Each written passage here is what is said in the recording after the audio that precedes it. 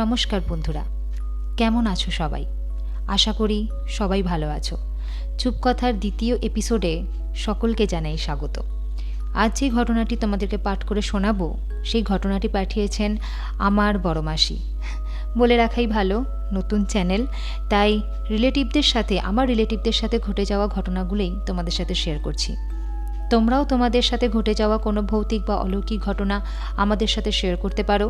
আমাদের mail ID chupkotha697@gmail.com বা Facebook ইনবক্সের মাধ্যমে। ঘটনাটি শুরু করার আগে একটা ছোট্ট কথা বলে রাখি। চুপকথায় বলা ঘটনাগুলিকে বিশ্বাস করা সম্পূর্ণ নির্ভর করছে শ্রোতা বন্ধুদের বিশ্বাসের ওপর। চুপকথার ঘটনাগুলিকে এন্টারটেনমেন্ট হিসাবে শোনাই হবে একমাত্র বুদ্ধিমানের কাজ। আমি স্বাগতা, গ্রাফিক্সে সাগনিক। শুরু করছি আজকের ঘটনা।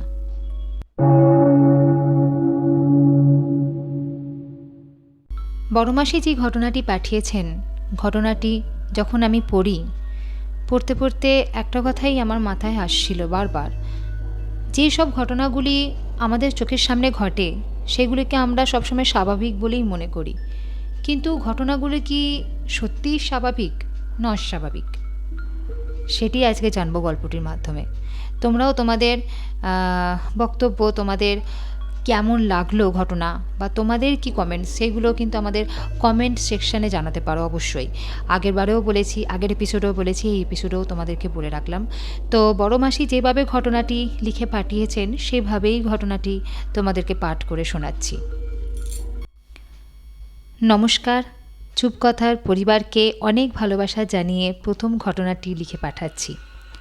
ঘটনাটি ঘটে আমার দূর সম্পর্কের একজন আত্মীয়ের সাথে। নামটা উল্লেখ করলাম না। প্রথমেই বলে রাখি, আমার বাড়ি তুলসীবেড়িয়া গ্রামে। যার সাথে ঘটনাটি ঘটেছে তিনি হলেন আমার সম্পর্কীয় দাদা। ছোট থেকে ওনাকে ভর দাদা বলে ডাকতাম, কারণ ওনার ওপর ঠাকুরের ভর হতো। সত্যি আমিও এটা শুনেছি।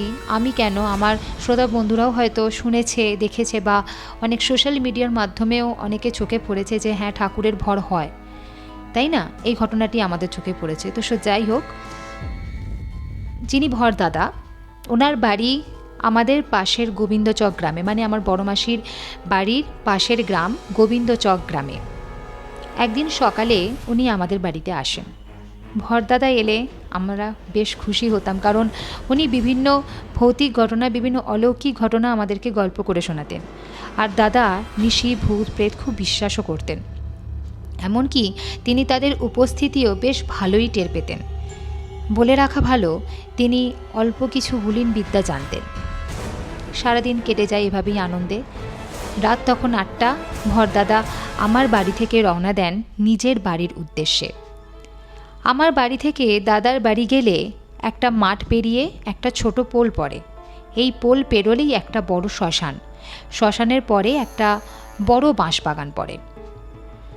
বাঁশবাগানটি এতই ঘন আর এতই বড় যে এপার ওপার কিছুই দেখা যায় না। তো কথা মতো ভরদাদা হেঁটে যাচ্ছেন, এক হাতে একটা টর্চ আর এক হাতে কাপড়ের থলি। তো তখনকার দিন, এটা অনেক দিনের পুরনো একটি ঘটনা। তো তখন তো এত ব্যাগ বা এত কিছু ছিল না। তো তখন রাস্তায় আলোও জ্বলতো না, রাস্তা অন্ধকার থাকতো, বিশেষ করে আবার গ্রামের দিকের রাস্তা। তো তখন মানুষ টর্চ ব্যবহার করতেন। তো যথারীতি তিনিও টর্চ নিয়েই বাড়ি যাচ্ছিলেন, আর কিছুই ছিল না তার কাছে। পোলটা পেরোবার পর রাস্তা প্রায় অন্ধকার, কারণ পোলটা পেরোনোর পর শ্মশান পড়ছে। তো রাস্তাটা তখন, শ্মশানটা সব অন্ধকার, জনপ্রাণী দেখা যায় না রাস্তায়। তখন দাদা ঘড়ি দেখে যে ঘড়িতে তখন বাজে রাত 9টা। দাদা মনে মনে ভাবেন, না, আজ অনেকটা দেরি হয়ে গেল, এতটা দেরি করে বেরোনোটা আমার উচিত হয়নি হয়তো আজ। এই ভেবে শ্মশানের দিকে এগোতে থাকেন দাদা। তারপর দাদা বুঝতে পারেন কেউ যেন তার পিছু নিয়েছে, কেউ যেন তার পিছন পিছন যাচ্ছে। এই ভাবতে ভাবতে দাদা হাঁটতে হাঁটতেই মাঝে মাঝে দাঁড়িয়ে পড়ছিলেন।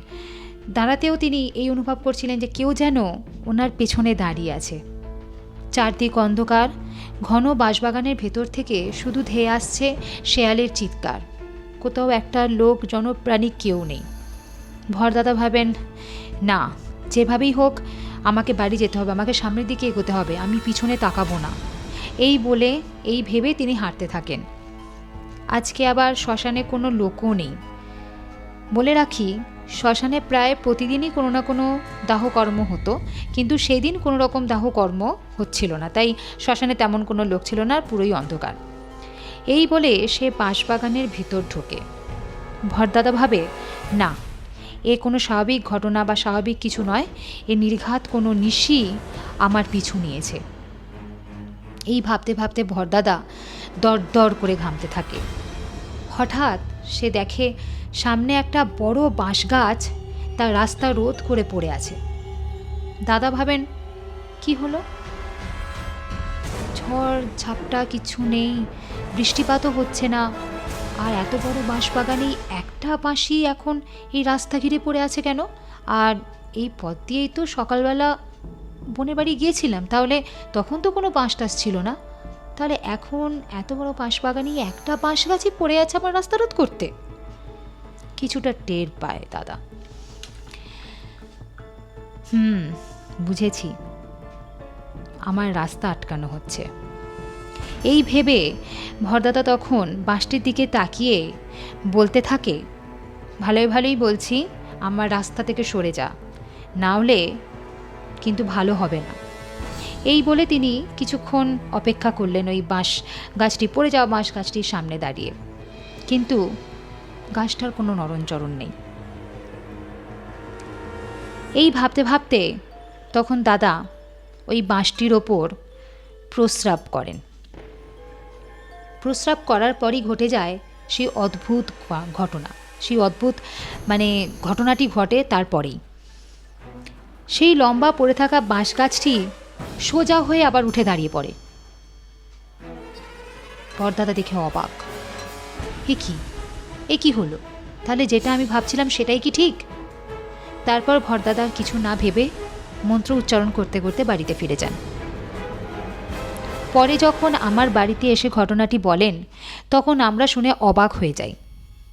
আমার স্বামী আবার এসব ভূত প্রেত খুব একটা বিশ্বাস করতেন না, কিন্তু আমি বিশ্বাস করি, তাই তার কাছে এইসব খুব হাস্যকর মনে হয়। কিন্তু আমি অবাক হয়ে ভরদাদাকে জিজ্ঞাসা করলাম, দাদা, অমন তো অনেক সময় দেখি যে রাস্তায় গাছ পড়ে আছে, কোনো বাঁশ গাছ পড়ে আছে, তখন আমরা কি করি, ওই গাছটিকে এড়িয়ে চলে যাই, বা গাছটির পাশ দিয়ে চলে যাই, বা ডিঙিয়ে চলে যাই, এরকম তো হয়েই থাকে।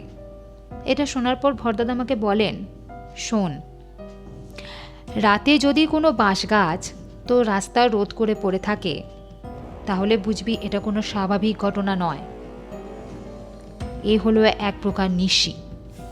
ভূত প্রেত সবসময় যে চোখে দেখা যাবে, সে যে ভয়ঙ্কর রূপ নিয়ে আমাদের চোখের সামনে এসে দাঁড়াবে, কিন্তু তা নয়।